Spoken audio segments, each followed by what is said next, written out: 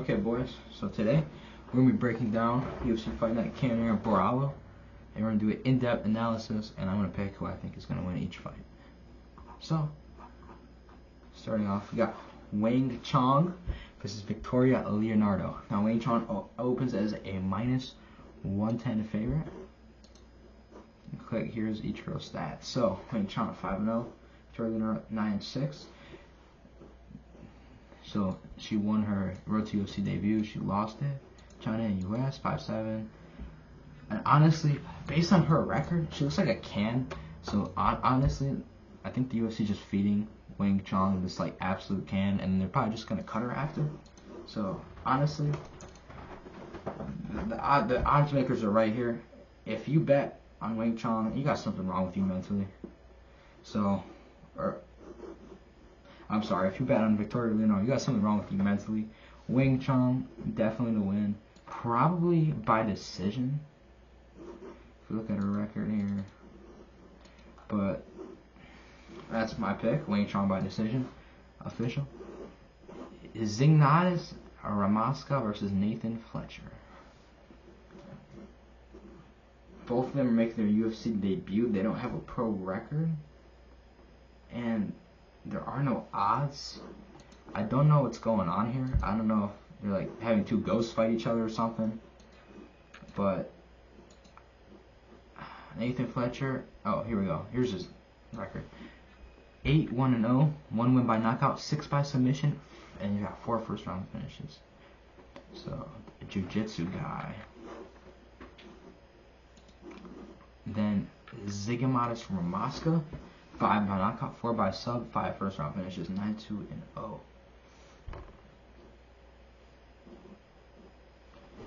So, yeah, obviously making their UFC debut. I have no idea what their record are. So they don't have a UFC record, but here's their pro record. And honestly, it looks like a classic case of striker versus grappler. And I think Nathan Fletcher is going to win this one by submission. We got Cannonier, and this is also interesting because look at this height differential, 5'8", 5'2". She's 6 inches taller than her, which honestly is insane because they're both bantamweights, and I have no idea how. And a 5'2" woman weighs after she cuts down 135 pounds. This seems like a no-brainer to Cavalcanti. The odds makers did a good job here. Borralho versus Lalantop. 6 wins by knockout, 3 first round finishes, 7-4-1.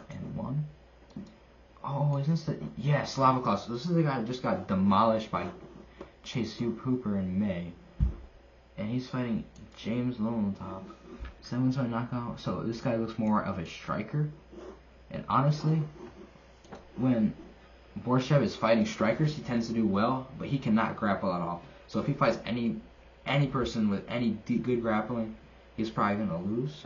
And honestly, after seeing him fight Chase Hooper, that skinny little kid, honestly, and he just got destroyed by him, you have to bet on James Lalantop. Probably by decision, but I think it's going to be close and competitive. That's my upset. Zachary Reese versus Jose Daniel Medina. Zachary Reese, 7-1-0, 5 by knockout, 2 by submission, 7 first round finishes. So it looks like this guy's a beast. 67% striking accuracy. Honestly, who's he against?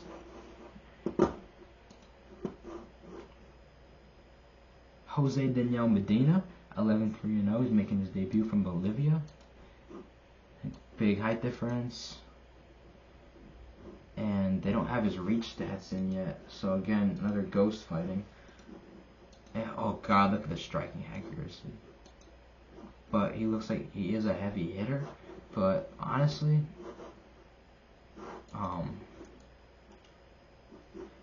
Zachary looks way more technical, and I think he'll outbox Jose Daniel Medina. He might have a few good moments. But honestly, I'm going to go Zachary by another decision. Okay, rounding out the prelims, Dennis Buyuka versus Francis Marshall. Buyuka 12-4-0, 5 by knockout, 1 by submission. 43% strike accuracy, 30% takedown accuracy. So he's more of a kickboxer. He targets the head, he's a headhunter, and he's got 5 by knockout, 6 by decision, and 1 by submission. He's going against Francis Marshall. 4 by submission, 2 first-round finishes. So this guy, another jiu-jitsu guy, 50% takedown accuracy. He's also a headhunter when he actually goes for a target, or actually finds a target. What's the other guy's takedown defense?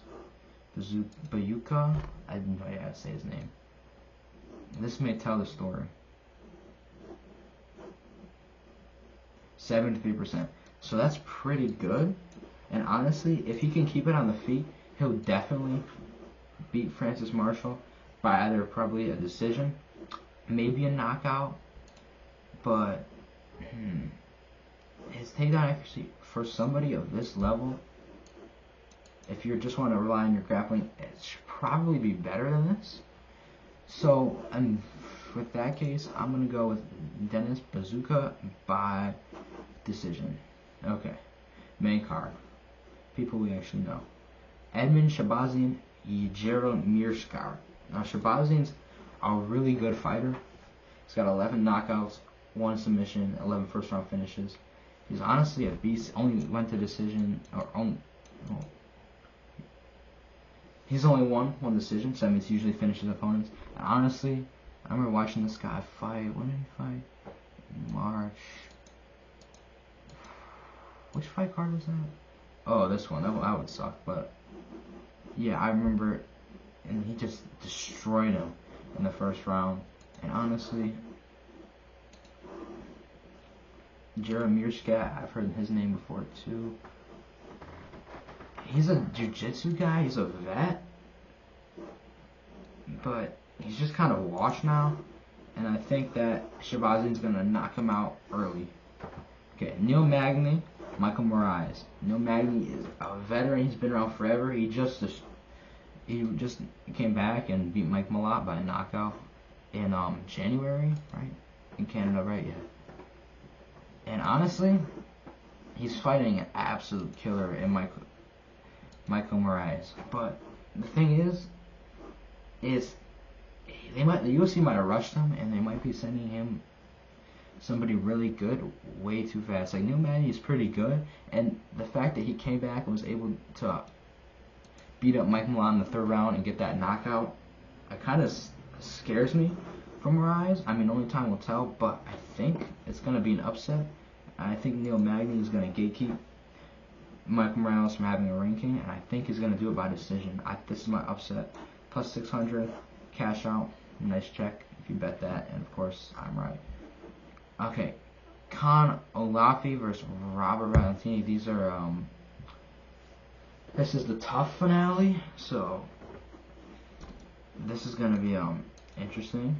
I've never heard of these guys before, obviously. I don't typically watch tough. I mean, the season was kind of bad with Valentina and Alexa Grasso, and last season wasn't pretty either with McGregor Chandler. I mean, there were some funny moments. So, 12-2-1, 2 wins by knockout, 6 by submission, 6 first round finishes. So he's not the biggest finisher. I mean, well, I'm sorry, he is, but that's mainly by submission. So there's just no stats to go off by. So I have no idea if he's gonna win or not. Same thing with Mario Santos, but 7 wins by knockout. So if he can keep it on the feet, I'm sure he'll find that put away shot and knock out Con Olafi. But if he can't find that, then he's kind of screwed. But if he goes to the ground, so striker versus grappler, I have no idea. I need some stats, or at least watch these fighters before. Ryan Loder, Robert Valentin, again, tough finale. Ryan Loder,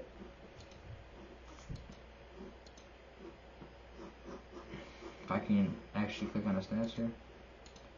Okay. He's got, is 0-0-0, or 6'1", Valentini 6'2". Middleweights. Okay, this actually has reached 76 inches. Again, it's not letting me click on their names, so again, I have no idea. Switzerland, United States. I don't know. Skip that one. It's kind of hard, when they have a tough finale on a card, and you know who any of the guys are. Angela Hill, Tabitha Ricci. This is actually, surprisingly, I think is going to be a good fight. Angela Hill's an absolute veteran. She's been fighting for forever. This is strawweight. And honestly, I'm sure Ricci is... Oh, it's a pick'em. Let's look at their stats again, just for a refresher. So she just... Wasn't a submission when she beat Pinheiro?